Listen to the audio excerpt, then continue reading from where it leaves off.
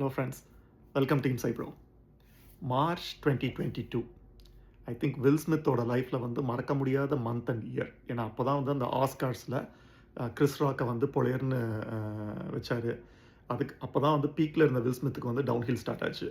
அவரோட film career வைஸாக இருக்கட்டும், பர்சனல் லைஃப் வைஸாக இருக்கட்டும், டிவோர்ஸ் ஆச்சு, went through a lot of media trolls and all that. அந்த இன்சிடென்ட்டுக்கு அப்புறமே வந்து ஒரு ஃபியூ மந்த்ஸ் கழிச்சு வந்த ஃபிலிம் தான் வந்து இமென்சிபேஷன். டிசம்பர் 2022 வந்தது.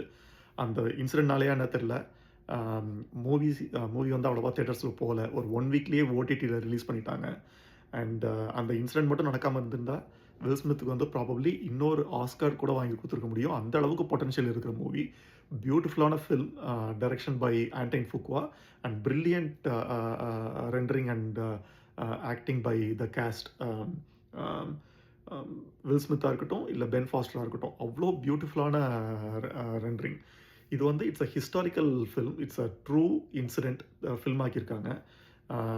நமக்கு வந்து இன்னைக்கு குளோபல் பவர், சுப்ரீம் பவர்னு சொல்கிற அமெரிக்கா 19th சென்ச்சுரியில் அவங்க வந்து சில விஷயங்களை வந்து கரெக்டான நேரத்தில் பண்ணலை அப்படின்னா 20th சென்ச்சுரியில் வந்து வேர்ல்டு வார் 1ஐயோ வேர்ல்டு வார் 2ஐயோ வந்து அவ்வளோ ஒரு போல் பொசிஷனில் இருந்து அவங்களால இன்ஃப்ளூயன்ஸ் பண்ணியிருந்திருக்க முடியாது. ஸோ 19th சென்ச்சுரியில் என்ன நடந்துச்சுங்கிறது தான் வந்து 20th சென்ச்சுரியில் world war 1, world war 2க்கோ இல்லை இன்றைக்கி இருக்கிற அமெரிக்காவுக்கு வந்து ஃபவுண்டேஷன். ஏன்னா கண்ட்ரி யுஎஸ்ஏ ஸ்டார்ட் பண்ணியே வந்து ஒரு 250 இயர்ஸ் கூட ஆகலை, 249 இயர்ஸ் தான் ஆகுது. நெக்ஸ்ட் இயர் தான் 250 இயர்ஸ் கம்ப்ளீட் ஆகுது யூஎஸ்க்கு வந்து. ஸோ இவ்வளோ ஒரு யங் கண்ட்ரியில் வந்து என்ன நடந்துச்சு 18th சென்ச்சுரியில், what happen during that civil war. அதாவது சதர்ன் ஸ்டேட்ஸ், கன்ஃபெடரேட் ஸ்டேட்ஸ்னு ஒரு 11 ஸ்டேட்ஸுக்கும் நார்தர்ன் ஸ்டேட்ஸுக்கும் யூனியன் ஸ்டேட்ஸுக்கும் நடுவில் ஒரு பெரிய வார் நடந்தது, சிவில் வார் 1860s. அப்போ அப்ரஹாம் லிங்கன் வந்து பிரசிடெண்ட்டாக இருந்தபோது தான் வந்து இமென்சிபேஷன் ப்ரொக்ளமேஷன் டிக்ளேர் பண்ணார். அதாவது he freed up all the slaves.